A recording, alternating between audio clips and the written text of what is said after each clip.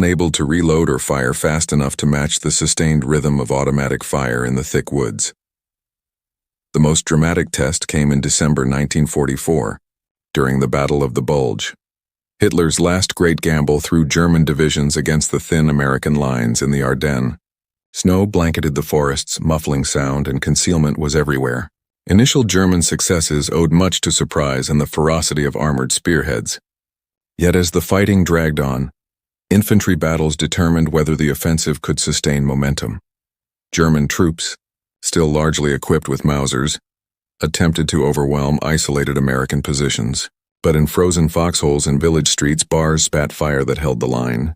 Accounts from Bastogne tell of U.S. paratroopers relying on their bar gunners to keep German infantry pinned, while resupply lines were cut. Each 20-round magazine meant survival against waves of riflemen, and the occasional supporting MG German soldiers remembered the futility of charging positions anchored by bars. Even when supported by Mausers, their attacks stalled under the bursts of suppressive fire. The bolt-action rhythm could not sustain momentum against automatic volume. Where an MG-42 was present, German squads remained dangerous. Where they were absent, they were outgunned. The battle ended with German failure, their reserves spent.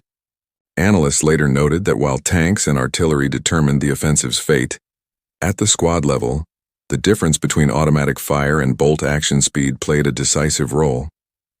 The bar had proven its worth not only in offense but in stubborn defense, anchoring squads in the worst conditions of the war.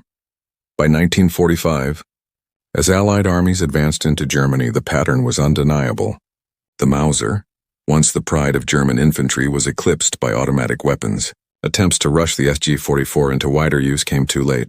The bar, though heavy and imperfect, had shown what modern infantry required: mobility, suppression, and firepower distributed across every squad. And as the war neared its end, the consequences of this imbalance would ripple far beyond the battlefield. By the beginning of 1945, the German High Command could no longer ignore what frontline troops had already learned the hard way. The Karabiner 98K, though rugged and accurate, no longer defined the cutting edge of infantry combat. The firefights of Normandy, the forests of Hurtgen, and the snowfields of the Ardennes had demonstrated that firepower, not precision, dictated survival in modern war. German officers filed reports lamenting the imbalance. While the MG-42 remained unmatched in sheer rate of fire, its weight and crew requirements left gaps in mobility.